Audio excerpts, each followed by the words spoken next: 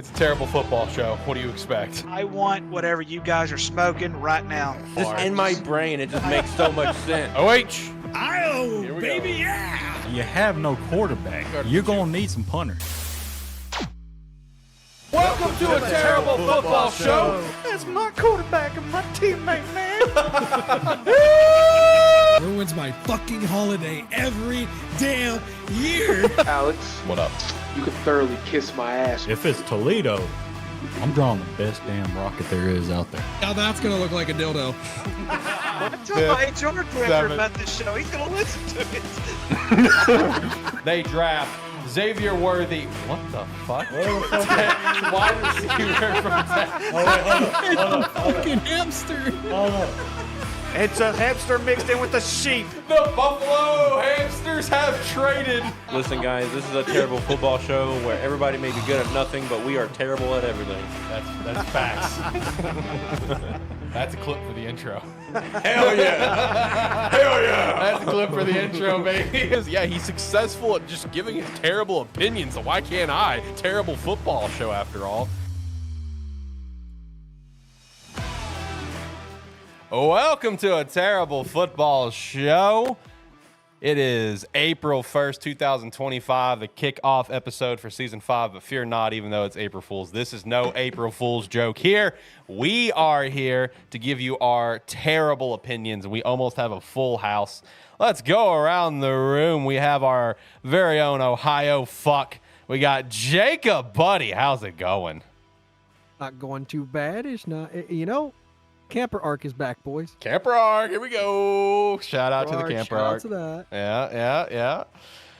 Shane, we got the handsome devil hanging out with us. Shane, traveling to the Great West. How we doing? Pretty good. Chilling, ready to talk some football. Yeah, that's right. We got some stuff to talk about today, coming back after about a month off or so. We're at just in time for draft season. And then we have our very own coach who's currently calling a soccer game, so I don't know if he can respond to me right now. But Ricky, how we doing? I can definitely respond to you. I'm pissed because Sheridan just scored a goal and now we're down 2-0. Oh no. But buddy, besides that, how we doing, brother? I'm not bad. I had a great spring break. Just got finished cruising. Wish I was still on the cruise, but it happens. It's back to life. Back to life, back to talking football, am I right? Because it is that right. time, brothers. So it is draft time. From now to the draft, we will be here every single week. Shout out to that. We'll be back next Tuesday, and then the next Tuesday, and then not the next Tuesday because it's draft week. So we'll be here on a Thursday, and then we'll be back on a Tuesday, and then we'll figure out May, June, and July. And then we'll be back in August. So it'll be great. Can't wait to do a lot of draft stuff over the next month. Today, we got a line of topics that we're going to be trying out and just having a good time with the boys.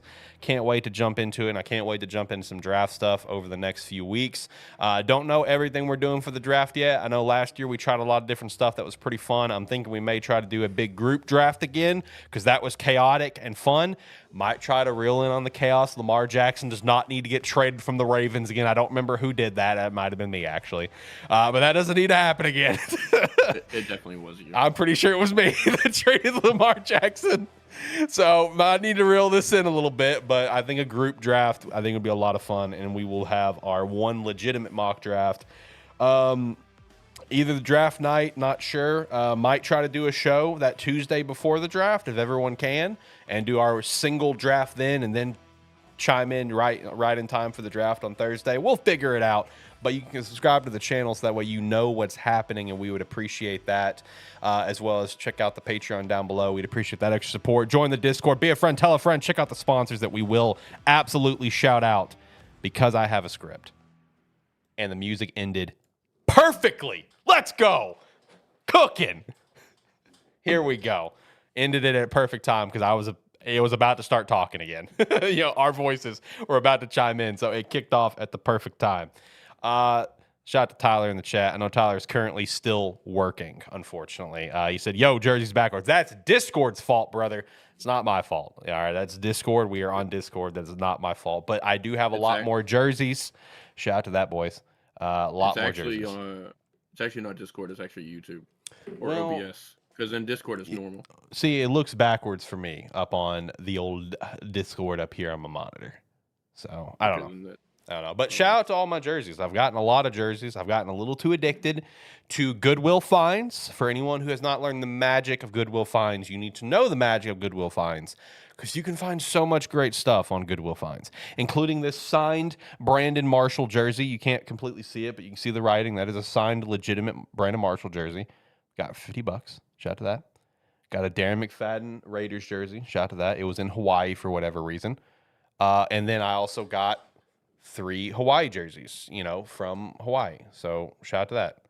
So Wait, you found the McFadden jersey in Hawaii? yeah, I didn't realize that till after I bought it because I bought the Greg Salas 1 Hawaii jersey and the McFadden jersey at the same time. They came in the same package from Goodwill in Hawaii, which also happens to be my 4th package from Goodwill in Hawaii because I found the Bryant Munoz and I cannot remember Royce Pollard's jersey at 2 separate times too.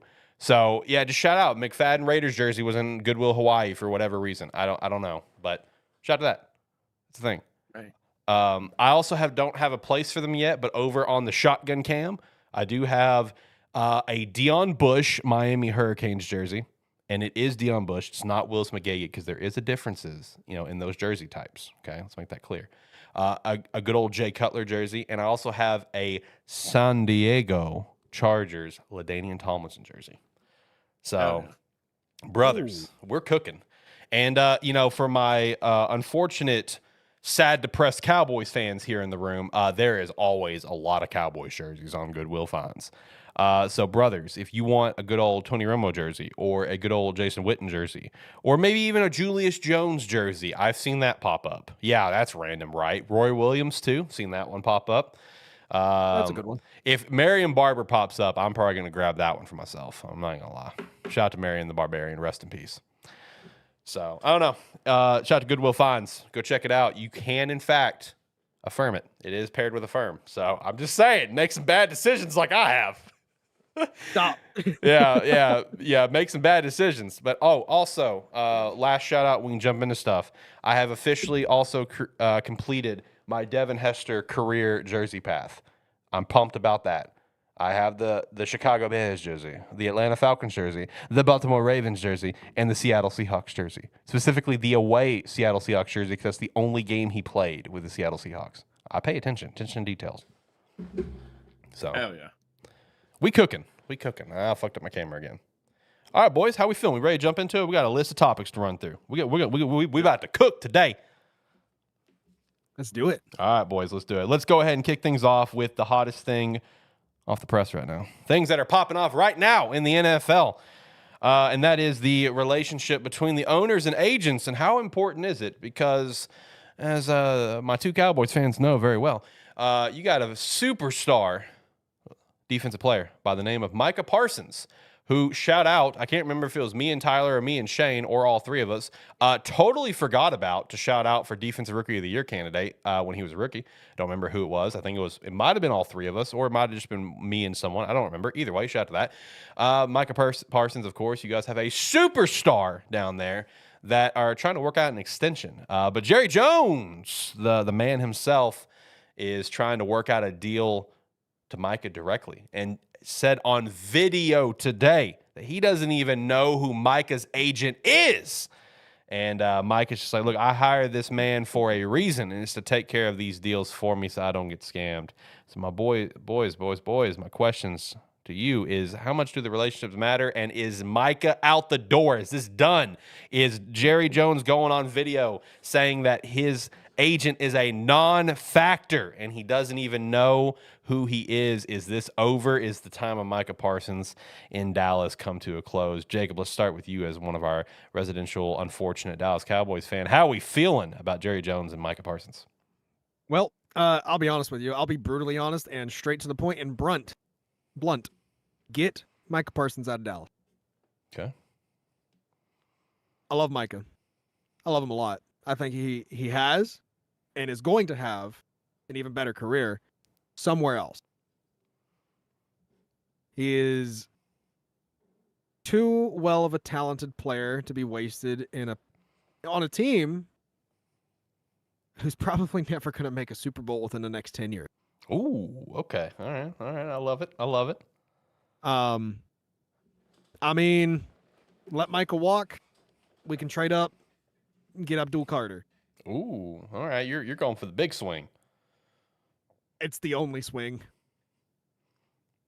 It's the only other option because I fear as though because what Jerry said in front of millions of people, that's the final nail in the coffin.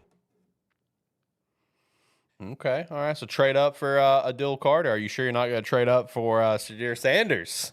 It's about to be Sanders country over there in Dallas. The 1 year, the one and done Schottenheimer, to sign Dion next year, draft his son this year. Is that going to what? Are you going to draft Shiloh in the later rounds? This is about to be Sanders country down in Dallas. You're making my ears bleed. I don't want any of the Sanders boys near Dallas. Well, you might want to buckle up, buddy. There's a possibility. Well, let's be real here. Let's be real. I've been telling everybody for a while now. I even said it towards the end of the last season. I've been telling my grandpa. I've been telling everybody. This might be the final year for me. As a Cowboys fan. Yep. You just going to transition over to the Bengals? We'll see. Okay. I mean, I'm a free agent. Yeah, you know what? That's fair because whenever I had my period before everything in the most positive way possible went well for me as a Chicago Bears fan, I was talking to someone. It's just like, if we can't get this right, I might be done. I think it was Tyler's like, well, if that happens, you can't go be a Jags fan. You need to keep the Jags as number 2 because you're going from suffering to suffering. I'm like, I agree. The Jags are staying a permanent number 2. I'm about to go straight bandwagon this bitch, and we about to hop on a real winner, baby. Fly, Eagles, fly. Let's cook. We about to cook. All right, Shane, what about you, brother? How are we feeling about Jerry Jones and Micah Parsons? Is this the end of the line for Micah Parsons? Is the deal going to get done? How are we feeling on this? How ridiculous does Jerry Jones sound? I mean, let's be honest. We all know Jerry Jones, right? He is an ornery, stubborn old man. Okay. He is set in his ways, and he's going to stick to that. Okay? Right. He will not let anything go past his ego. And that's coming from an Arkansas fan who actually likes him because he does things for Arkansas that not a lot of people do. Right? But I still think his ego is going to get ahead of him, and he's going to lose a Hall of Fame player in Micah Parsons. So what's going to happen is this is it. It's over with. Micah Parsons is going to be gone. And the defense is going to suffer.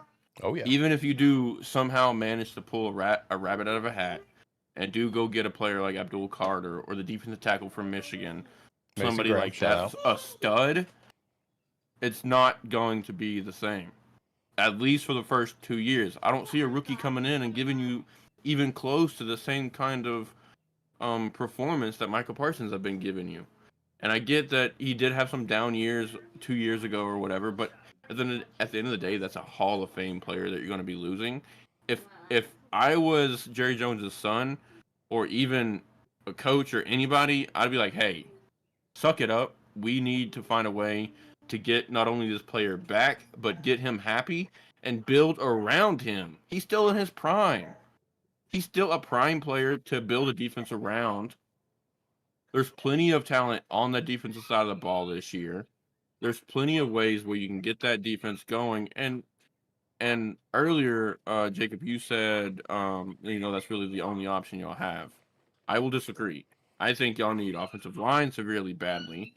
And y'all also need weapons. Y'all need to help CD out. You need to get a stable running back room. Why hurt yourself even more and lose a Hall of Fame player like Micah Parsons? Doesn't make any sense. I meant the only option in regards to the Micah Parsons situation. Okay, I got you. Okay, all right. I think also part of make him happy is getting Jerry Jones no longer the GM of the team. I think we can all agree to that. Because as long as he's the GM. Steven. Do what now? Give it to Stephen Jones. Right. Yeah. Ricky, what about you, buddy? You a residential Dallas Cowboys fan. How are we feeling? Okay, so first of all, relax, everybody. For the love of God, it's just one statement. Now, let me make something clear. Number one, if we're going to trade up, we need to get a running back in Ashton Jeanty because he's probably going to be taken somewhere in the top 5, if not top 10. He is going to be taken up there. He is going to be gone before he gets to Dallas. Number two, Let's go back into recent history a little bit, gentlemen. Who just completed a major deal without having an agent because he represented himself because he knew the business? Hint, hint, that's Lamar Jackson, ladies and gentlemen. It was Lamar Jackson who went into himself. He negotiated with the ownership himself. The owners did not want to do this. The owners wanted to use his agent. Now, I am all for using agents. The one thing with using agents is, yes, Micah Parsons is right when it comes to using agents.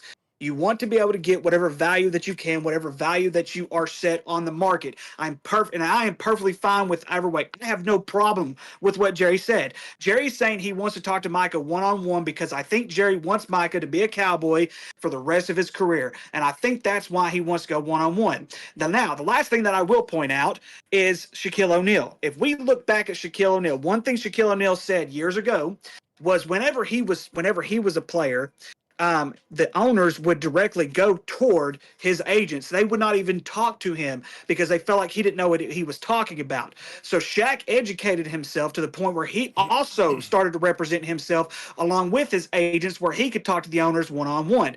This is nothing new. This is not even really, I would even consider this somewhat old school in some sort of sense of the way. So I don't think this is as big of a deal as what we are letting it out to be. I think this is just one little bitty deal to where owner is saying, I want to talk to him man to man, because I guarantee you, no matter what happens between here on out, no matter what happens, Jerry is going to want to keep this kid for life. He wants him to be a lifelong Cowboy, and the only way he can do that is by talking to him one-on-one. I'm not saying that his agent doesn't need to be present. I'm not saying that his agent won't have anything to do with it, but if Micah Parsons refuses just to talk to Jerry Jones just a little bit about being a lifer, well, then what else are we going to do? Kobe Bryant did the same thing with the Los Angeles Lakers, ladies and gentlemen. He had an agent, but they talked to him one-on-one because he is part of the business.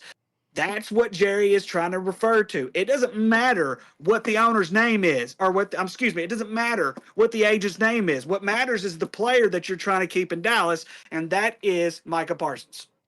Ooh, I love it. That's fiery. And also shout out for the listeners, shout out to the fact this man is watching a soccer game prepared to shout out goal at any moment while he fired off that. So shout out to that. He brings up some good points. Does anyone have a rebuttal to anything? Yeah, I think a lot of it's, I don't think it necessarily is man to man. I just don't think Micah wants to deal with Jerry at this point. I think there has been, I can't speak for Micah, obviously. I don't even know him. Micah can speak for himself, though, because he did clap back about this today on Twitter. Exactly. Jacob, they just gave Dak one of the richest deals in quarterback history. Do you think? Yeah, like 2 years too late. I don't care, but what I'm trying to tell you is they gave him the richest deal in history when it comes to a quarterback. Do you think they're not going to do the same thing for Micah Parsons? I bet you they do. I bet you they try to. Let's be honest. I think Dak was performing really well, and they wanted a deal done. I don't even think there was really any negotiation. I think Dak probably just went in there and said, hey, this guy's getting paid this. I want more. I've done this. And it was done deal. I mean, that's pretty simple. But the thing where I'm going back to where it's kind of a disconnect, because go back and watch Dallas's sideline for the last, 12 weeks of the season.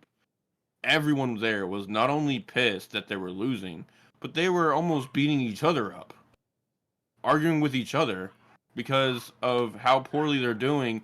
And it's not even on them, it's on the staff, including Jerry Jones, for not doing their job and building the team like it needs to be built. Yeah, I don't think Micah does not strike me as the person who wants to have the most lucrative deal an Edge has ever had in the NFL history. Micah strikes me as a person who wants to be on a team that wins. He wants a Super Bowl. Yeah. He wants that stuff. He doesn't strike me as a person who wants or is chasing the money. You could say the same thing about Miles, but money talks. True. Money very does talk. true. But here's the thing. You can tell just in the way of how Micah was towards the last half of the season last year, including this offseason, with downturn after downturn after downturn, bad decision after bad decision after bad decision that this team is making. And really, honestly, I think it culminates with the head coaching hire. Wow.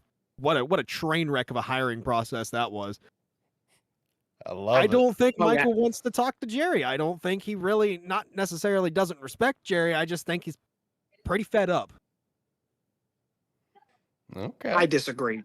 I mean, yes, he's probably fed up with some things, but I'm trying to tell y'all, this is nothing. It's absolutely nothing. This is sports media at its finest trying to make something out of nothing. I'm telling you, he's going to be fine. Now that We're is not the saying- Stephen A. Smith and LeBron James stuff. We're not saying that you're not wrong, right? Yeah. We're just saying there's more to it than just what was said. This just kind of adds to it. Well, it's not even like you could argue that for any player right now. But you look at Dallas right now. What offseason moves have they made? They fired a coach. None. That's the problem. Exactly. They haven't done nothing for 2 years. And a lot of it's because they're paying out a lot of money to all these players.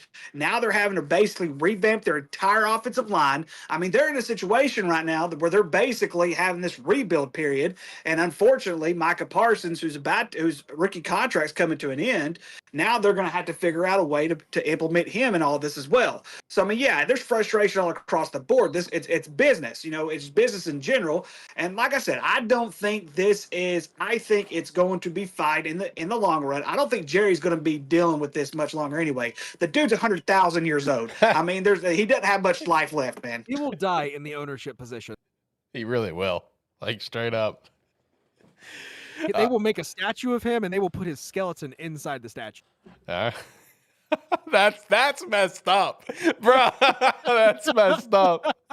All right. Shout out to skeleton statue. All right. I don't have a bells, but I do have a nice What the to play. We're moving on. Next topic. Good job, boys. See, we cooking. All right. I got a good one for you. I'm real curious if someone's gonna twist this in a certain way. I'm real curious if someone's gonna twist this and throw another topic into this and throw me a curveball. Let's see if you can. Next thing I've got is right now, who is the biggest loser in terms of draft prospects? Is it as simple as Cam Ward probably going to the Titans? That's a massive shit show. Or is it Sanders, who's looking like he's about to be a Cleveland Brown? All right. Or is it Arch Manning? Because now it looks like the Giants are trying to tank for Arch by signing Russell Wilson and Jameis Winston, which is going to be the most electric quarterback room in the NFL and NFL history. Can't wait. Who's the biggest loser out of these draft prospects? And, who's the biggest loser in this whole process in general? Is it the Giants? Are they the biggest loser in this? Jacob, let's kick things off with you. Oh boy, where do I begin with this? I think the biggest loser, I think you started it off. I think it's Cam Ward going to the Titans. Okay. All right. I can't think of a more dumpster fire of a program right now overall. Now there are, let me tell you, there are some dumpster fires around the NFL right now. But overall speaking, I think the Titans are in one of the worst positions ever. Lack of offense, lack of defense, lack of coaching, lack of ownership, lack of funding because it's a smaller city. Yeah. And man, I don't understand why people have Cam Ward as number one overall in the draft. Woo! I don't understand it Buddy. at all. Buddy. He is not the best quarterback in this draft by far. You're the big Cam Ward guy. I understand that, but in this draft, you're about to lose some points now, Bubba. In my humble opinion, Jackson Dart's the best quarterback in this draft. I'm gonna have to knock you some points on that one, buddy. Thank you. I will second that. Dock me some points. I will second that. Jackson Dart is the best quarterback in this draft. Write it down. Take a picture. I'm gonna have to dock some points. And actually, I think the people here being scored here should deduct this host as some points. Whoa! Because I also agree. I think Jackson Dart is the best quarterback in this draft. All right, I'm overruled. No one loses points. Loses points. I'm overruled. My bad.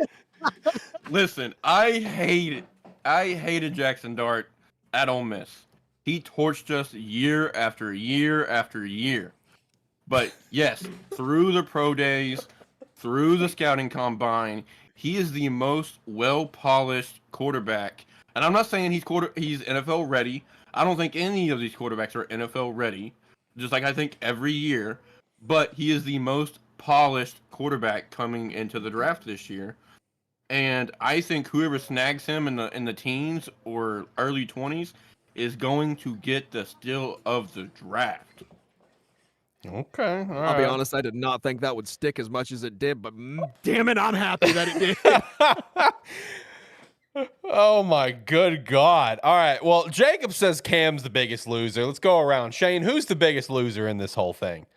Clearly, you think Jackson Dart's the biggest winner here. Who's the biggest loser out of everything happening right now?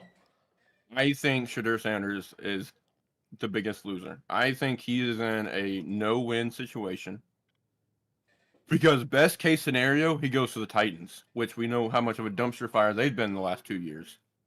Or his next two options are a Cleveland Brown team that have proven over the last 25 years that they cannot not only choose right in the draft when it comes to quarterbacks, but they cannot hire the correct staff to develop quarterback talent. So that's literally the worst place any quarterback can go. And then, honestly, the next best option is, for some reason, Abdul Carter, which I can see happening, goes to either Tennessee or Cleveland or the Giants, find a way to draft Shadur for some odd reason after signing Russell Wilson and Jameis Winston, when I don't think that's going to happen anyways. They're not going to be on the market because I agree. I think they're going to be tanking for Arch Manning. So, I mean, best case scenario, you go to the Titans. Worst case scenario, you go to the Browns. And let's be honest, guys, that's where quarterbacks go to die. Okay, all right. Ricky, who's the biggest loser in everything? I'm just going to be dead honest with you. I don't think there is much of a biggest loser because you just mentioned both of them, and they're both in terrible situations. If I had to choose one over the other, right now, I'm going to choose Tennessee. And the reason why I choose Tennessee is because we saw Cleveland here not too long ago. They were a playoff team, and they were fitting some pieces in very, very well. The only problem they cannot get is a quarterback. I think I got to stop the clock for a penalty kick. Anyways. Yeah, got to stop the clock for a penalty kick. Anyways, so with that being said, I still think when you look at Cleveland and you look at Tennessee, I think Tennessee they're a couple spots away from a couple players away from being able to do to be a contender. But it's going to take some time. Right now you've got a Cleveland Browns. They're just trying to fit some more pieces in.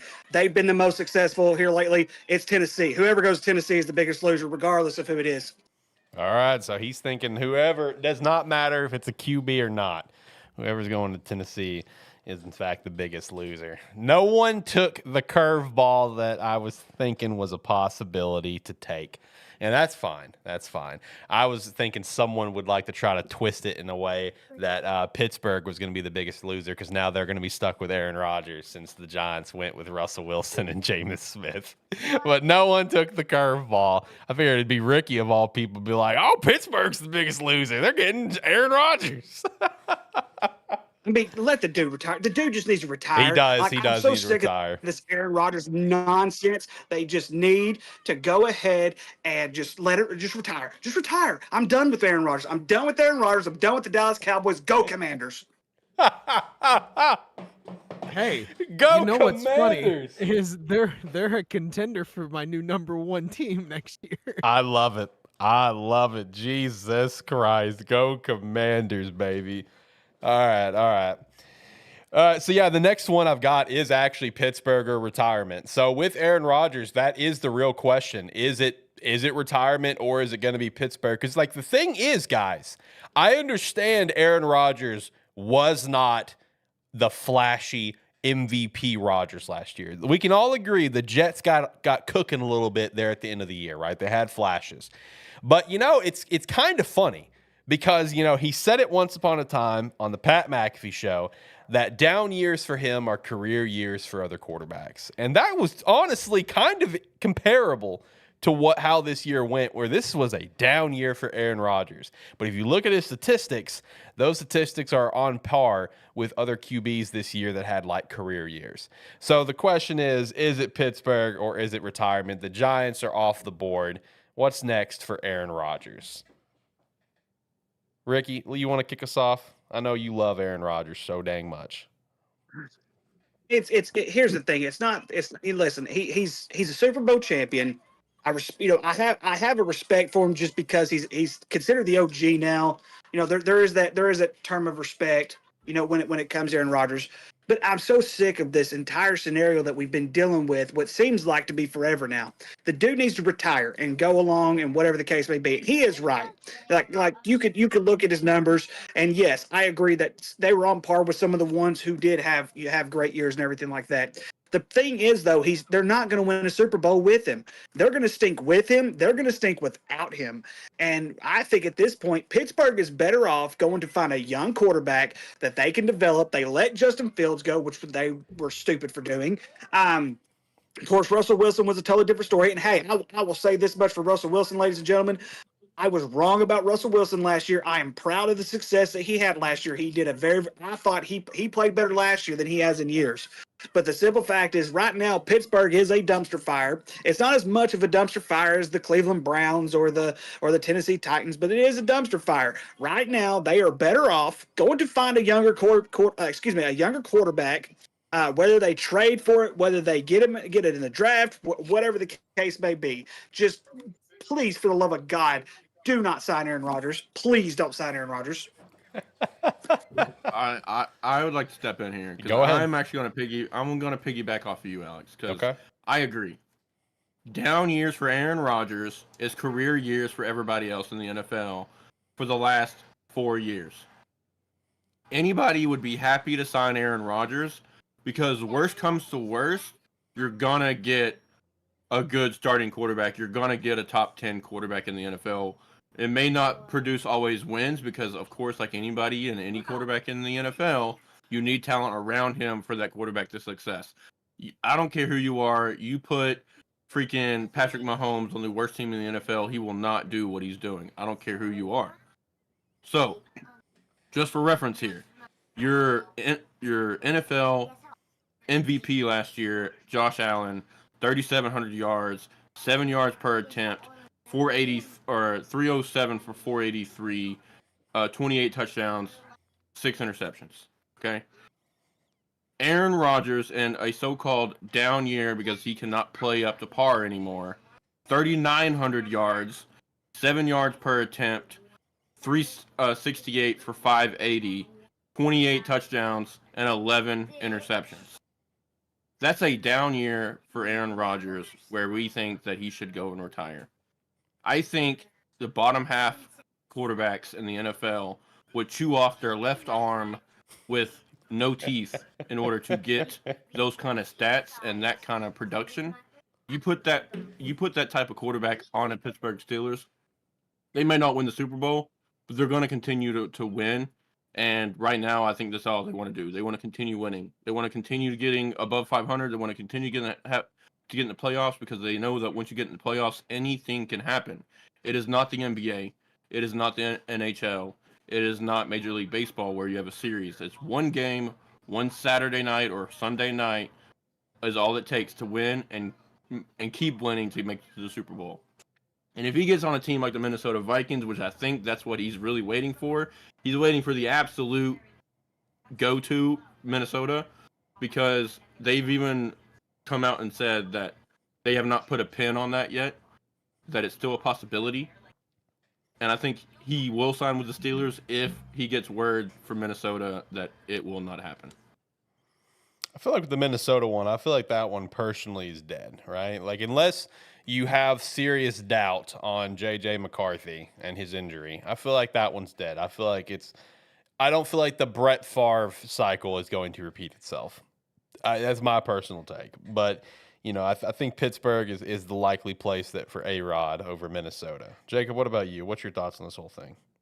Yeah, going off the Minnesota thing, I think that's dead. I think they definitively, after releasing Sam Darnold, said, hey, we're going with JJ. He's our quarterback of the future. Let's ride. Let's ride. No, but look, Aaron wants to win. I don't see anything wrong with him going to Pittsburgh. They have the talent. They have the coach. They just went 10-7 with Russell Wilson. And I know Aaron Rodgers is a damn better quarterback than Russell Wilson. Okay. And not to mention, they get a fantastic quarterback to help with who I've been hearing. They want someone to teach Skylar Thompson. They got him for a reason. They've seen some flashes of him when he was in Miami. Mike Tomlin has talked very, very, very high of that man. I see it as a win-win for both organization and player when it comes to Aaron Rodgers. I don't see anything wrong with him going to Pittsburgh. I don't think he needs to retire. I don't think he should retire when this great opportunity is right in front of him.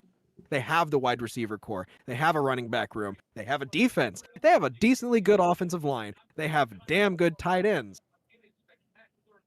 I don't see an issue. I think the only thing that hurts the Pittsburgh situation is that he'll look at it and be like, okay, I'm going to be in the AFC. If I'm not mistaken, the AFC, East, right? North. I could be wrong. North. Like, regardless of what division of the AFC you're in the fucking AFC. It's significantly harder to win in the AFC right now than it is the NFC. I think that has to play a role in it. But again, they went 10-7 last year with Russell Wilson. That is fair. It's doable. I honestly think it's doable. And, you have the dumpster fire of the Browns. Yeah, the Ravens can be great, but you always have the injury factor with the Ravens, it seems. And Cincy, you just have to score a lot of points and you win against them because they don't have a defense. So I think it's winnable. I think it's a pretty good situation for Aaron Rodgers versus at least when he went to New York. Where the team's being run by a 16-year-old who plays Madden. Yeah. And that makes the judgment calls of how things are going to go for the team. Yep. Oh, that's funny. All right, let's hop down to some college ranks. I know you guys love some college football, right? We all like college football. College football is fun. College football is a wonderful place. I love college football. Yeah, so let me ask you guys this. It's a two-parter, all right? Two-parter. Here we go. How you guys feeling about the one-and-done, one-year wonder of Frank Reich going down to Stanford, reuniting with Andrew Luck, and what that could do for the program? But also the main point here is Andrew Luck is the GM of Stanford, just like Michael Lombardi is a GM for the North Carolina Tar Heels under Bill Belichick. The word GM in college football feels a little dirty. It doesn't sound right. It doesn't sound natural, right? What's our thoughts on the whole aspect of adding GMs to college football, as well as the one and done for Frank Reich down in Stanford as the interim head coach for a season? Shane, let's start off with you. What do we got? I like it. I think in this day and age of college football with the NIL, you have to have somebody strictly focusing on that, because if not, it takes away from the head coach being able to coach.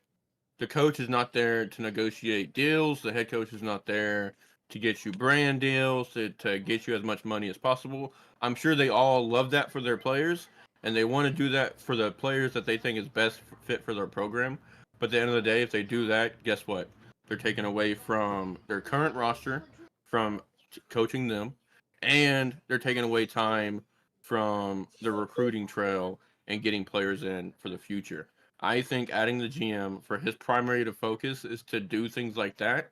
It'll take a lot of work off of coaches and assistant coaches and coordinators, to where those people can do their jobs, recruit the players that they want, hand them over to the GM. They negotiate the deals in order to get it done. And then bada bing, bada boom, you move on. And then coaches can focus on coaching. Okay. All right. Jacob, what about you? What's your thoughts on this whole thing? I pretty much second everything that Shane just said. It really boils down to, when there's money involved, someone needs to be in charge of the money specifically. So that way nothing's getting too muddled and lost in transit. I think it should have been a thing when the NIL first started. Honestly, I think it should have been a position that was more widespread, more considered sooner, kind of thing. Yeah, it really should have been. I think that's a lot of the reason why you see a lot of these head coaches fail as quickly as they have been, because it's too much to handle. And as far as Frank Reich is concerned, I have a sneaky suspicion it's not going to be a one and done thing.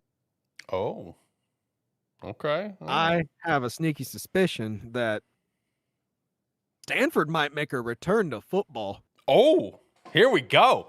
Hey, college football's better when Stanford's better. Can we all agree to that? Agreed. Well, I think that's a stretch. You're about to lose a point.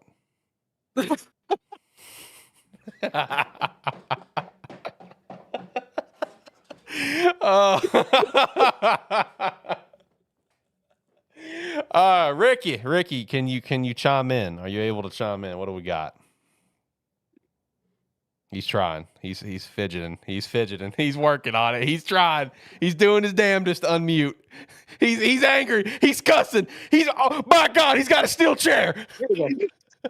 I got it, ladies and gentlemen. We got it. We're taken care of. Yeah, I'm just like I said, this has been a great game so far. We're still down 2-0, but it's still a great game. Still a great game so far. I third everything that was said. I think Andrew Luck coming in for Stanford is a great thing for Stanford. We're going to see that even more because of the NIL. We're seeing it in college basketball as well, where Trae Young, I believe, was announced that he was going to be the GM for the Oklahoma Sooners, and they're going to be able to do all the negotiating deals and everything like that for their college basketball program. We're probably going to see this even more progress as NIL deal, because most likely what's next is going to be player contracts, which there should be player contracts. I'm tired of seeing the transfer portal being the way that it's being abused and everything like that.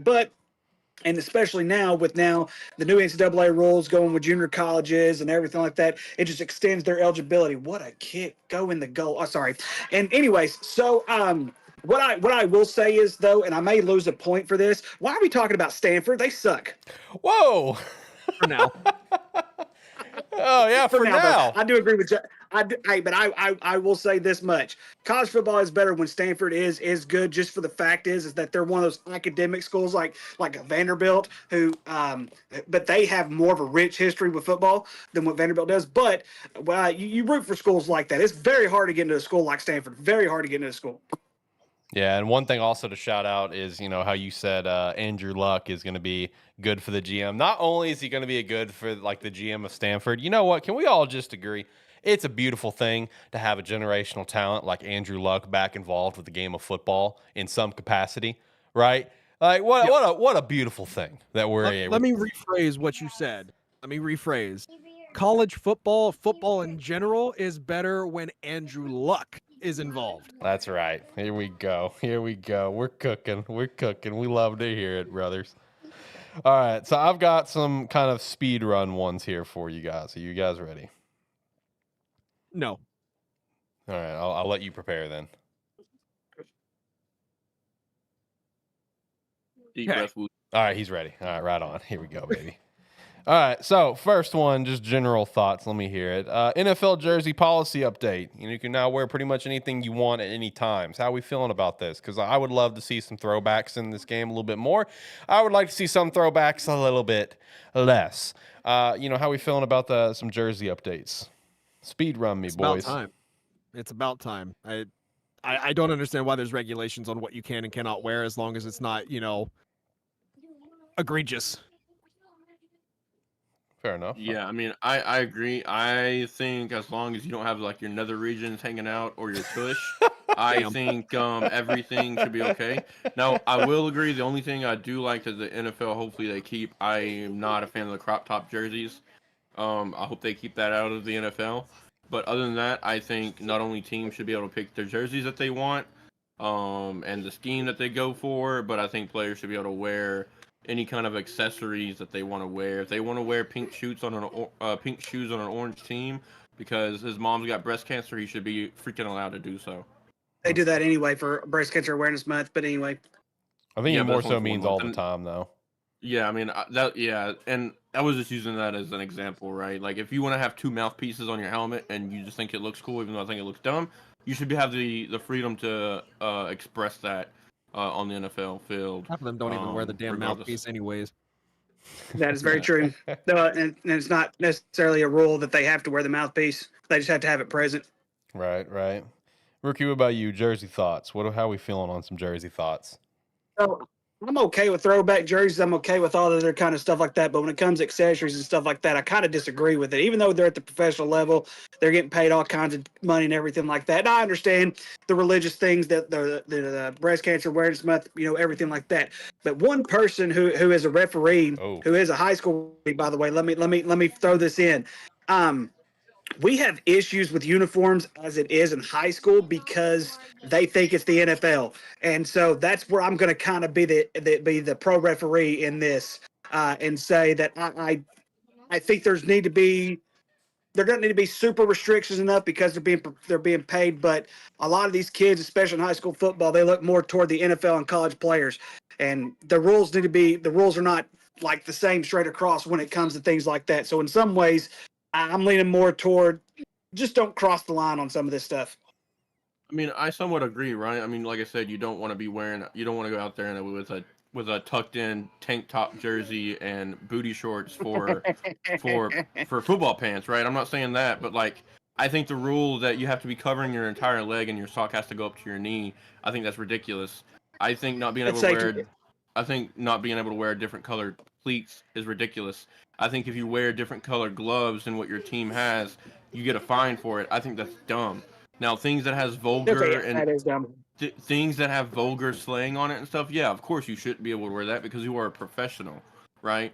But you can at least give these players freedom to wear. If they're on the Eagles, they should be able to wear a red cleat or a blue cleat or blue gloves or whatever they want to wear, because even though it's very minimal, it's at least showing some kind of expression, some kind of brand deal that they may have or something like that, as long as it coincides with the team. I think that's all unfair. But of course, I mean, if you're wearing, if you come out with a shirt like fuck the refs or fuck the NFL or yada, yada, yada, of course that's not okay. But I mean, if it's minimal stuff like that, I think they should be allowed to. Just as a note, I personally don't agree with them wearing jewelry at all, like necklaces or anything like that. I don't agree with that. I think that should be that stuff stays on the sidelines or in the locker room. And as far as like colors go for accessories like gloves and cleats and everything, I think the only really like major rule that should be in place for colors is that it cannot be obviously the same color, either home or away color, as the opposing team. Oh, you're trying to get rid of the offensive lineman holding stuff. That's what you're trying to get rid of. You're trying to get rid of their little secret. Yeah, you're trying to cook over here. Speaking of cooking, let's see if he can even attempt to catch up to anyone else in points. We got Tyler just popped in. Tyler, you want to give some thoughts on this, or are you just here to hang out and listen, brother? Technically, a little bit of both. I'm currently dreaming. I almost forgot to clock out because I joined, so I had to clock out and stop. Respect. But the jersey things and the color things kind of reminds me of baseball. I was watching baseball on my birthday Sunday, and some batter had like a neon green shoes on, and dude, I thought that was the coolest thing because that's what I do on MLB 25 and stuff. Always go with the neon colors. So, hey, put them in the NFL and everything. I like it. You like it. All right. We cooking. All right. So let me keep running through some topics for you guys. Next up, we're going back down to the college ranks real quick. How are we feeling about the Coastal Carolina free concessions thing? Unlimited during the games. How are we feeling about this? This is kind of crazy. A lot of money. Kind of crazy. They're going to lose a lot of money. They're going to lose a lot of money. It's awesome. It's awesome, but they're going to lose a lot of money. It kind of makes me want to go watch one of their games. About to be a Coastal Carolina fan. No. Oh, they have a cool field. Maybe like 4 or 5 years ago when they were actually good. Oh, man. Come on now. They got a cool field. Cut them some slack. True. Yeah, I mean, at the end of the day, if that's the way they want to run their program and they think that they can get more people in the seats by advertising, they can get unlimited stuff while they're there, I think that's awesome. Now, of course, I think they're going to end up losing probably more money than they think they are. But, hey, there will be butts and seats to watch the game, so that's always a positive. Yeah, facts. Ricky, what about you, buddy? Yeah, I'm kind of in the same boat. That's what the whole thing is, to get the butts and seats. And I think one of the things, and I need to look this up, but I don't think their attendance has been very high for football as of late. And a lot of it is because they haven't been as good. But I do agree. I think the free concessions is going to make them lose money. But we'll see. Like I said, it's all about getting the butts and seats and watching football games. That's all it's really about. Tyler, I know you like some free stuff. I know you about to eat this up, aren't you, brother? Well, being a fellow big boy, give me all of it. Free is my favorite 4-letter word. And outside of free food, boy, 8-letter word, I'll take it all day. I will say there is a 4-item limit per trip. So if you want to grab 4 things, turn around and hit the little 360, go ahead and get your 4 more. They'll allow it, but it is unlimited during the game. But hey, I will take 75 hot dogs. Call me Joey Chestnut. Take it all day. No diddy. Hot dog eating contest, middle of Coastal Carolina football game. Oh yeah, that's about to be what's gonna happen, man. If only they had if they had any form of eggs, Tyler'd be living. He'd be living his best dreams if they had any form of eggs over there. Yeah, absolutely. Hey, give me one of everything. Give me one of everything. I'll take them. To add into this, alcoholic beverages, specialty items, and items from third-party vendors are not included. That's fair though. That's fair. Also, they didn't put in the concessions revenue last year in the annual financial report, but schools with similar attendance figures, which was on average 21,000 per game last year, generated around $250,000 per game. So that's roughly about how much money they're about to lose per game, if not more, since people can go back multiple times and get food.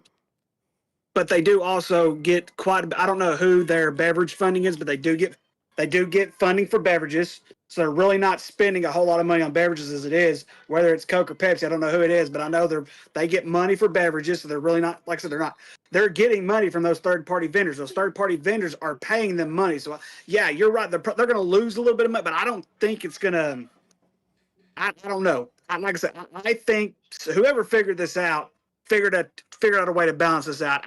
We'll see. They have to be making money somewhere else to cover the cost of this. And now I did see where the ticket prices did not change at all from last year to this year, both full season ticket holders and just per game ticket holders. So if they're not making it in the tickets, where are they making it at? They've got to be making it from the third parties or from alcohol. Got to. Yeah, I'd say that. Sunbelt TV, ladies and gentlemen. Here we go. Sunbelt TV. Right. Plus, who knows? Maybe new sponsors. We don't know about. $3.99 a month. or hey, there's some pretty hefty boosters in Carolina. Who knows? Hey, funny story. Funny story. This is no joke. I was this close to buying Vanderbilt season tickets this year. No shit. Were you? I'm serious. I'm dead serious. Oh, geez, man. I love it. All right, let's stay in the college ranks once again. What are we thinking about the Colorado-Syracuse joint spring scrimmage game denied by the NCAA? Is this bad for college football? How we feeling on it? Because I feel like, having the idea of a scrimmage game, I respect Dion for wanting to try to bring this bad boy in. I respect it. I'm about it. I'm here for it. How we feeling? Ricky, you're ready to go. You're already loaded. I can tell. Let's go. What you got? Oh, that's because we almost scored a goal. So I am kind of indifferent about this because whenever I first heard about it, I'm like, yeah, this is great for college football because now you're kind of getting to a point now. You have all these schools who are opting out of spring games. Now you have 2 schools who are like, hey, we will play each other. We will do a spring game format. We will do, same scenario, everything like that. But I also get it from the NCAA standpoint as well. Because of the simple fact is that money always plays a factor. Cross travel always plays a factor. All these other things, they play a factor. There's so many things that you can do to make games sanctioned. And in the NCAA rules, and I guarantee you it's the same thing across the board, there's only certain times of the months and year that you could technically have a sanctioned game. And since you have 2 different schools that you can only play so many games per year, and that would probably have to count toward a game they would play regardless if it's an exhibition game. That's probably why they said, hey, let's go ahead and back off on this and see if we can. And I don't know if they'll implement it next year or not. But all I know is that anytime you play an exhibition game, I know in high school for sure, when you play any kind of exhibition game, unless it's a benefit game. Now, if they label it a benefit game, that's one thing. But unless they label it a benefit game, it will probably most likely count toward the games that they are already scheduled to play. And that's probably why they said no. But don't hold me to that. Okay. All right. Yeah, that's the only reason why I think that they would say no. Because otherwise, and it could be a safety issue, right? Because could be, yes. And I'm not saying that it will happen all the time, but we have seen in the past teams travel, things happen, and people get hurt. So, that could be an issue too, especially, I'm saying that there could be some serious weather in the spring, but hey, we are here in Arkansas, Tornado Alley. Things can happen, so it could be a safety issue as well. But other than that, and what Ricky mentioned, I don't see anything wrong with it. But I think there could be a compromise, possibly, of maybe doing, like, you can only Expedition Spring game, or whatever they want to call it, with in-state schools. Right? That'd be a good idea. Too, yeah. That'd be good. With exceptions, there'd be some exceptions, like, a school like Wyoming would need to do nearby school, for example. Shout out to the Cowboys. Stuff like that. But yeah, that's a great idea. Actually, is the in-state thing with the few exceptions, like Hawaii. Yeah, because and plus you could play, somewhat. Of course, not just like regular spring games, not a full game. It could be, hey, we're going to play 2 10-minute first and second quarter, or 2 10-minute halves, or a running clock, or yada, yada. Right. And the thing is, like, I know with Arkansas spring game, we have coaches always on the field the entire time, talking to their guys. That could be something too. And also, like, it gives chances like, hey, UCA wants to meet us in, somewhere and play, or we go down to UCA comes up to Fayetteville, or we go to Jonesboro, or Arkansas Tech, or just whoever may be in state that wants some reps. I think high caliber reps for practice is only going to help talent. So why not do it for only in-state? Because that's going to help the lower end talent in the state that you're playing. I will also say the idea of the in-state thing, great idea. Now I'm already backing off of it in certain situations. I think a nearby radius is the right play, because I thought of 2 examples of why I would not want to do in-state for them, because they're big rivalry games. Let's not make that a spring thing, and that'd be Washington and Oregon, right? Oregon State, Washington State, Oregon, Washington, right? That'd be an example of, okay, let's get a nearby circle that you can practice against. You know what I mean? Most states could work with in-state stuff only, but you're on the right track, brother. You're on the right track. I mean, let's be honest. As a competitor, and that's such a big. I mean, of course, like, you're not gonna have Oregon going to play Oregon State, right? As a scrimmage game, because 1, you're ruining your money revenue coming in, and for 2, you don't want them knowing anything ahead of time if you play each other in the actual season. So of course, like, there could be limits, just like I think the NFL or somebody has that too. If you play them during the season, you're not gonna be playing them in the preseason, because like that just doesn't work out, right? Because then they'll have extra tape on you, then all this other stuff. I'm not saying they couldn't get that anyways, but there of course going to be limitations to where you're not ruining those giant rivalries and things like that. Okay, yeah, that's fair. I'm down for it. What about you, Jacob? I think the biggest reason that the NCAA put a veto on this is just logistically speaking, there just wasn't enough time to plan that.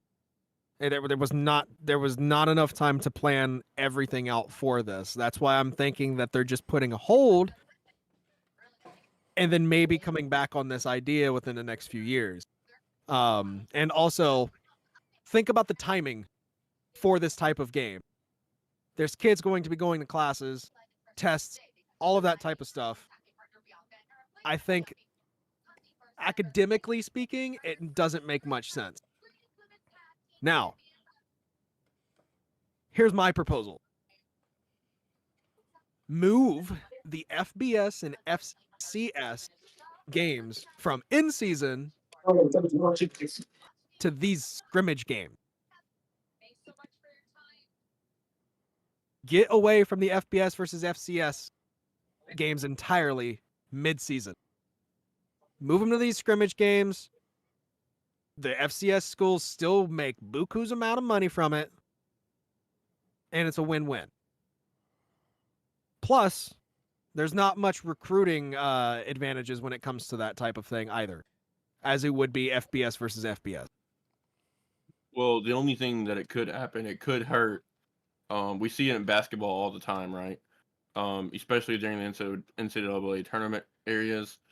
If there's a player that's playing for a D2, an AIA team or whatever, and they probably shouldn't be there because they're hired talent, maybe something might have happened, then they go play an Ohio State or a LSU and like, hey, this guy is really fucking good. He can come play for us. And then there's some recruiting on that back end, right? Because I mean, we saw it. Hell, the Xavier played Texas in the NCAA tournament, and 2 days after Texas lost to Xavier, Xavier's head coach is now coaching Texas. So I think that's the only thing that could happen, is that you could hurt your lower division teams, because the higher teams are going to recruit their best talent off their team. Listen, me personally, I'm just trying to get rid of the FCS versus FBS games mid-season because I think it's a bunch of shit. Trying to find any way possible to get rid of it is what you're trying to do. Yes, it's an easy win. For the most part. Times. For the most part. Yeah. Let's not forget North Texas here. Let's chill out. Oh, geez. All right, boys. We're nearing the end, and it's a very tight race. It's a very tight race. Oh. Very tight race. All right, so I've got a few different things I can throw out there, but I think let me see here. All right, let's see. What would be a good way to go? You know what? I'm challenging you guys. You guys give me something. Let's see what you guys want to talk about. What's something that you want to complain about? This is your free space period on tic-tac-toe or bingo. Sorry, on bingo. Yeah, what do you guys want to complain about in the NFL right now? You can even circle back to something if you want to. In the NFL or anything, NFL or college. Oh, yeah. well, this is your free. This is your free space of bingo. Head coaching position. Do what now? Let me complain about how Dan Mullen is back in a head coaching position. Okay. Coaching. That man needs to stay away from football. Who's he coaching? UNLV. Oh, wow. You leave Cousin Eddie alone, man. Huh? Cousin Eddie. So he took Barry Odom's job. You leave Cousin Eddie alone. Let me tell you something, man. You leave my boy alone, man. Dan Mullen is a very, very smart guy when it comes to football. Now, I will agree, he probably needs to stick with TV than when he does with coaching football. But do you think I would have Dan Mullen coaching our defense right now? You bet your rear end I would. Listen, I get that he at one point in time was an offensive mastermind. He was a guru for offense. Coach Dak but he's Prescott. old and his ways of thinking are old. I'm tired of these old jarheads coming in thinking they could still give him one more year of like Mike McCarthy or Bill Belichick, thinking they can give him one last hoorah. And they are mediocre. UNLV is off back-to-back Mountain West championship game, and now they're gonna be obscure. Okay. Hey, let them live their best lives. Okay? Relax. It's the Mountain West. No one gives a crap. Whoa! Wow! Whoa! Hold on. Excuse me. You're losing a point, buddy. Hey, hang on. Go Bows. Let me rephrase this. Go Bows. Let me rephrase this. What team right now in the Mountain West, right now, Ashton Jennings gone, UNLV players gone. Who in the Mountain West is going to be worth a darn this year? Hawaii. None of them. They're going to be terrible this year. Hawaii. They're going to be terrible. 12-0. Absolutely terrible. Colorado State's not even going to be good. They're going to look at the Mountain West. It's going to be like the bottom of the conference, like the MAC. Hey, can I meant to make this prediction earlier. Ashton Genty is not the best running back in the draft this year. I 1000% disagree with you, and I've got to go, ladies and gentlemen. So I gotta go. I gotta go. Have a good one, Ricky. Have a good one. Note. Have a good one, Ricky. Oh man. Oh, I guess Ricky, this is your chance, guys. You can just take the lead now. It's over for Slick Rick. He also got a minus point there for saying who cares about Mountain West. That's disrespectful. We love all levels of football. Thank you very much. Okay. All right, Shane, what's something you want to complain about today? What do you want to talk about? NFL, college, give me something you just fires you up and you want to bitch about. What do we got? I'm going to say it doesn't have to be football because I was about to tear into Stephen A. I'm not going to lie to you. Terrible football show. Come on. That's an easy one, man. That's low-hanging fruit. That's too easy. Yeah, you're right. You're right. Let's get thoughts on not only contracts in the NIL. I know we kind of touched on that a little bit, but there has been talks that not only is there going to be contracts, but there will be a salary cap on what you could dish out, and what that possibly can be. What it could be, like you talk, and this is in college, right? Correct. Possible salary caps in college. That'd be interesting. So basically, it is a salary cap, but the way I saw it in an article is they're going to be limited. It's just like the if you're familiar with old F1 racing, right? Yep. Back in the day in the F1, all of the top teams that could dish out all the massive amounts of money were always the best. Just like now in NIL. Well, now they're going to be trying to come up with an agreement. I don't know if it's all of college football or if it's all of Power 4 or it's going to be divided between Power 4 and group the rest of the teams. Would it be group of 5 now? Who knows? Group of 5 plus 2. Yeah, group of 5 plus 2. There you go. That there's going to be a limit on what a team can spend to get players. So, therefore, like the Ohio States, the Michigans, your Notre Dames, your LSUs, your Alabamas, teams with large markets and large boosters, and this will affect Arkansas when it comes to basketball too, that because you have more money coming in does not mean that you can spend the most money going out.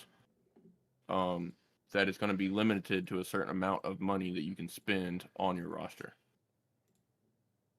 See, I would agree that something needs to be put in play. There needs to be some type of check and balance when it comes to how much money schools can spend, because you're going to see it going forward. It's going to be consistently the same teams over and over and over again. It was one of the problems with the BCS and why we moved away from the BCS is to widen the range of teams to be able to challenge for a championship. Now it's getting into the money market with the NIL. And it's going to be the same teams over and over again because they have the big boosters, they have the big markets, they have the money to just unleash upon the nation, upon recruits, and they're always going to be the top teams every single year.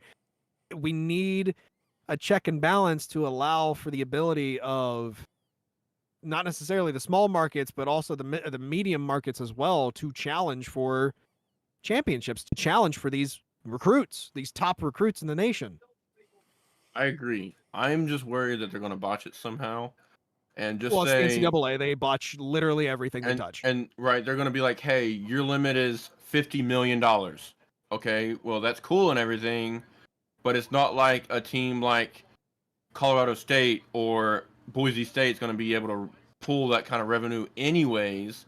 So it's like, hey, we got a limit on it, but too bad you're not going to even come close to getting it. So then, therefore, nothing really changes. It just kind of stops like LSU from spending $75 million instead of $50 million, you know? So it's like, where's the real kind of work that you're doing here? Yeah, because one thing to keep in mind with everything is like, you're not going to always see a situation like Boise State where one player can put them on their back and take them to the level, you know, in terms of like the non-big schools, you know what I mean? Or even the same thing with Arizona State where they went on a run this year. they're part of a Power 5 conference. Yeah, so that plays in a little extra help. But like in a situation like Boise State being Group of 5, like you're just not going to get that every year. You know what I mean? Of one player kind of putting the team on the back. Like you're going to have so many teams. It's still going to be the same teams every year, and that's kind of lame. We want to open things up. I want to see, the North Texas Mean Green go to the championship. Let's go. I want to see something random. Give me some random shit. That's what I want to see. All right, boys. I got bad news. Is it time? No, you're still tied. What? So I've got one final opportunity for someone to take the lead. All right. And you guys better come ready to cook. All right. You guys Is it like a trivia question or is it like what are we doing? Nah, you got it. Who's gonna get me the most? Whether it's gonna make me laugh or make me agree or disagree. Who's gonna get me the most? We going off topic. We're gonna shout out another show. Give me your best wrestling hot take of what's happening in the road to WrestleMania right now. Because I know we all keeping track. Give me your best wrestling hot take. Hot take. Hot take. What is your best wrestling hot take? We go shout out to a terrible wrestling show. Go listen to the show. We record an episode before every PLE because we're really busy and we can't do more at the moment, but we hope to do more. We got a WrestleMania episode coming out sometime before WrestleMania. Give me your best wrestling hot take. I'm putting you boys on the spot. Okay, I will start. All right, stepping up. But I will let you know that I've missed the last 2 Monday Night Raws. And I've missed the last Friday Night SmackDown due to my vacation. So, with that knowledge, I will say this. From what I've seen, number one, John Cena's promos have been some of the best that he's done in his entire career. I wouldn't call that a hot take. Okay. Well, from what I've seen, a lot of people. It's John Cena, man. He's the best on the mic. True. A lot of people have been kind of iffy on that. And then 2, I do not like what they've done with 1, the soon-to-be triple threat, which we all see coming between Rhea Ripley, Bianca Belair, and Io Sky. I think that is so dumb in so many levels. For one, I don't understand why you take the belt off of Rhea just for her to be right back into the fight due to some made-up beef because Bianca Belair did this and EO beat her. Like, I think that is the most manufactured shit that I've ever seen in my life. And 2, I do not like. I like the ending of the triple threat of it being Roman Reigns, Seth Rollins, and CM Punk, but I do not like the way that they built it, that they accompanied it, the way they got to the point where they're at now with announcing that match and it being the main event, taking away from Jay and Gunther and whatever else they decide to do in night 2. I'm so happy about that. I do not. I think, especially from the highlights that I've seen from the recent Monday Night Raw, I think the work that they've done with Jimmy, Jay, and Gunther, I think that deserves a main event. Now, hey, it could be night 2, but at the end of the day, I don't think either belt is going to be a main event, and I think that's absolutely ridiculous. Either belt meaning what? Because Cody and John is main event night 2. Yeah, so like, the women's belt is not going to be a main event. Okay. And then Gunther's belt is not going to be a main event. Okay. All right. So like them 2 belts, and like of course the tag team has been of course thrown to the side again on both sides, the men and the women's. And of course there's just an ongoing shit show of the women's mid-card belts, but I digress. There has been a shit show of the women's mid-card belts. I'm going to give you that one for sure. That one's frustrating. You introduce these belts and you haven't done a single damn thing with it. And it makes me so damn mad. There's too many belts. We're getting to be AEW territory. There's too many belts. Ooh, I like that. That's funny. That's funny. All right. Is that that wasn't even going to be my hot take. That's funny, I will though. disagree with that. I will disagree with that. I think there's a perfect level amount of belts right now, but I think they're just doing the women wrong on how they're trying to build them up or not build them up or whatever they're trying to do with it. Whatever they're doing with it is completely wrong, because now we've seen Chelsea Green not really fight anything.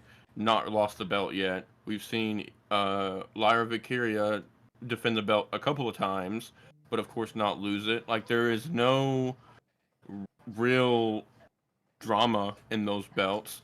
And don't get me wrong, Lyra Valkyria is a really good wrestler, but I don't think she's worthy of that. She should be holding this belt for however long she's had it. She's Especially not done no any mic feuds. work. She's not done any mic work. She's had more malfunctions than championship. She's had more wardrobe malfunctions than she's had championship defenses.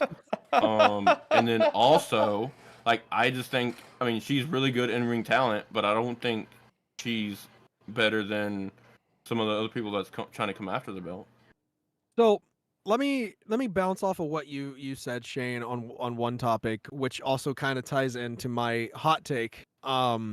Reason why Gunther and Jay not main eventing is because it's been stale as hell since up until this past segment with Jimmy being, obliterated by Gunther.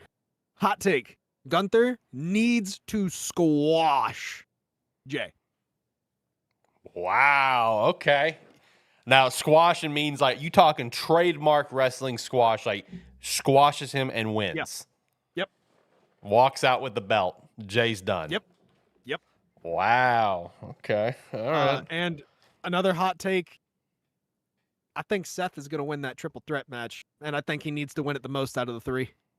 Ooh. Okay. He hasn't gotten a big win in a long time on pay-per-view. He needs it. Well, what does the win do for him?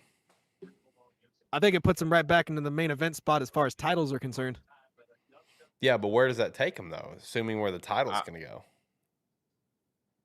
Well, it's not going to take him to the WWE Championship. It's going to take him to the World Heavyweight title picture again. I think regardless, you can say that about any of the three people that are in that match. Yeah, but Roman doesn't need it. He's the OTC. Yeah, Roman. He doesn't need that. Roman can CM Punk doesn't need it because he's the best in the world. Seth is just Seth. See, I actually think Punk needs it the most. Really? Yeah, for the sake of storylines, I think Punk needs it the most. I will actually agree.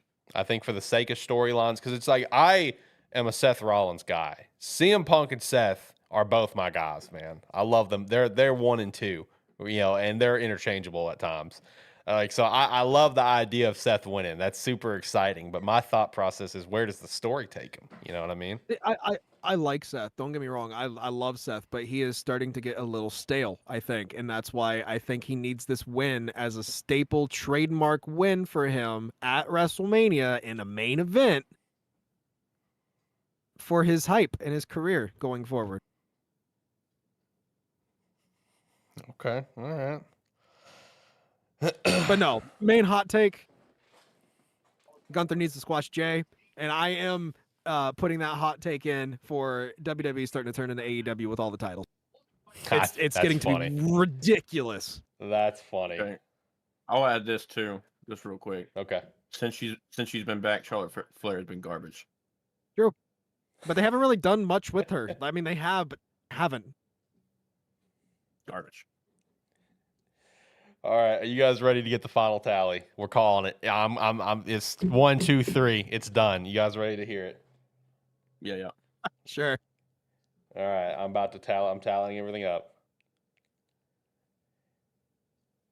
All right, it was close. I want you guys to know it was close. Very, very close. So obviously, in last place was Tyler. He did get some good points, though, I got to say. Just a couple things, he made me laugh. He actually walked away with 7 points in the short time he was here. So shout out to that. In third place, we had Ricky with 26 points. He would have had 27, but the Mountain West comment deducted him down 1. So shout out to that. Coming in second place on the first time of me keeping a tally, we're trying it around the horn style today, having some fun.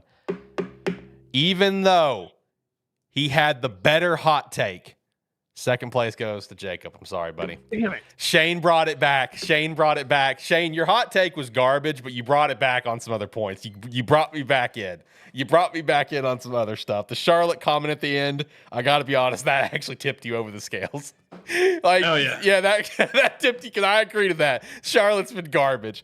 Shane, you are ending with 32 points. Jacob, 31 points. Congratulations, Shane. The floor is yours. Okay, I just want to say thank you for all my competitors. But as always on this ATFS show, I am getting used to winning. It's kind of a thing that I've been doing. All right, you're about to lose points. It's about to go to Jacob. Calm down. Okay, I'm part of ATFS too. I will say thank you, and also I will say on my hot takes, I know they might have been garbage, but I was going for points and I wanted for things that maybe people agreed with. So thank you. Thank you very much. See, the John Cena one, you didn't get a point out of me. I was like, yeah, I'm sorry. I don't agree. Everyone's loving John Cena. Yeah, that was not a hot take, but you brought me back in with other stuff. You brought me back in with the mid card and the Charlotte Flair comment. You brought me back in there because I agree to both of those. All right, boys. That was fun. I enjoyed that. You know, I feel like we can do some more. Stop to Shane. Huh? Getting tired of this. Do what? Someone needs to put a stop to Shane winning. I'm getting tired of it. I'm winning the Rumble and I'm coming after you. ATFS Rumble. Let's go. Oh, jeez. All right, boys. Let me hit some quick points, and we're going to work our way out here because I got dinner ready, and I'm hungry. So we're going to work our way out here, okay? So I'm going to shout out some quick points. Just shout out, and then if you guys have anything to shout out, let's shout out. You know what? And as we go through all this, we're just going to play the music the whole time because you know what? We're getting out of here. You know, if it repeats a couple times, it repeats a couple times. You know, we're setting the vibe a little bit. You know what I mean? It's all good. So yeah, I guess first shout out that I'm going to throw out there is the whole Kirk Cousins debacle. Where is he going to go? Is he going to end up going to Cleveland? If that's the case, what the hell is Cleveland doing with that second pick after all? You know, are they going to go Carter? Lots of stuff to kind of watch on there and something we can possibly follow up with. Shout out to all the rule changes, you know, with the overtime rules. Both teams now getting possession in overtime. We love to see that. The continued talks of the 18-game season is currently still happening. And if that happens, you got to add 2 bye weeks. You got to space out these byes a little bit. You got to work on it. You got to figure it out, right? As well as in terms of the rules, the tush push. You got pushed back on trying to ban that thing or not. I think there are people that love the tush push just because it's like a smart play, and there's people that obviously hate it because it just cucks you all the time. There's 16 teams against it right now. We're so close. So close. And you know those 16 all had it used against them. Absolutely. I bet you it's every single one of them was there in the NFC. Yeah. Now, also got some birthdays to shout out today. Staying in the WWE realm, shout out to Hall of Famer, one of the GOATs, one of the just the best to watch ever. Shout out to the Viper, the legend killer, Randy Orton. April Fool's birthday there. Shout out to Gabe Davis' birthday as well in the NFL. And shout out to one of my GOATs, one of the most hard-hitting sons of bitches in the history of the game. Shout out to Sean Taylor. Rest in peace, also in April 1st. Birthday. Boys, you guys have anything that you want to shout out here today as we wrap up the show? Anything you want to throw out in the universe? I will say, I don't know if you covered it in a little spill right there, but it's classic NFL trying to solve an issue with technology that's probably not going to work. Yeah, I saw that. With them doing the chain gang electronically now. Yep, chain game is now a secondary capacity. Yep, instead of getting better refs, they try to solve it with technology. That's not going to work. So shout out to that. Big facts on that. Yeah, I saw that. Chain gang is still going to remain, but they're now regulated to a secondary purpose and backup, essentially. So that's going to be something to see. Chain gang made it a long way. They made it quite the ways all the way to 2024. So it's something. We'll see how it works. I know UFL is currently utilizing that as well. And shout out to UFL. What a dumpster fire it's already right out of the gate. Shout out to Kellen Mund being so bad that the San Antonio signs his replacement mid-freaking game. Jesus Christ. What a shit show it is down there with Kellen Mund with San Antonio. Jacob, you got anything you want to shout out? Yeah. Shout out to who was quite possibly the #1 fan of ATFS, my grandma. Yeah. She recently passed away. We lost a good one. Shout out to the Gram. She loved ATFS, man. We even got Shane to say OH for her. Shane, can we get one right here? Let's go. Let's give it all your damn heart, baby. Let's go. OH! Is he muted? Is he not here? Did we lose him? Oh, hello? I guess I actually guess I screamed it so loud that it didn't actually go through. Okay, let's hit it again. I'll speak directly to the mic. Let's go. All right, here we go. OH! Shout out to Graham, man. Rest in peace. Shout out to a top ATFS fan, no longer with us. Jacob, my T's and P's to you, brother, and your family on that. So, and shout out to Graham for being a true supporter of ATFS. We appreciate you. You know, we were a show that almost got sued, so we need all the damn support we can get. That's a true story, not April Fool's. I swear to God, we did almost get sued. So anyway, let's go ahead and wrap up the show. I feel like that's a good little show. Over the next next few weeks, we will be getting a lot into draft talk because draft is right around the corner. And of course, we will be live for the draft special. It's going to be great. Going to be electric. Can't wait. Going to definitely do legitimate mocks at some point. You know, each of us throwing out our one legitimate mock. Hopefully, we can all get on the same show for that. Possibly group mocks where we all act as the GMs of teams and do the drafting, which that can be very chaotic and just a hilarious time. We gotta all mutually decide if we're gonna make it a meme or we're gonna be legitimate and draft actually as the GM and potentially cuck each other like in a real situation. You know what I mean? Because both can be very funny, as we found out last year. So going to be a great time. Shout out to Patreon. Shout out to our Tier 2 patron, Hannah. We appreciate you. And shout out to the Discord. You can join there. Shout out to Rogue Energy and Agent Inc. as well as Spark 3 Shop that I failed to shout out. It was right in front of me. I got so into everything that was happening in the show. I had it in front of me, and I still forgot. Jesus Christ. It's okay. It's okay. Just remember, that's on par with our new slogan. When everybody's good at nothing, we are terrible at everything. At everything. That's right. And as Tony likes to say with PTI, we'll try better next time. That's all it is. We'll try better next time. I don't know what else to tell you. Because what Shane said is 100% true. You guys have a great day. It's good to be back. We'll be here all month. Tune in next week. Have a good one. Bye.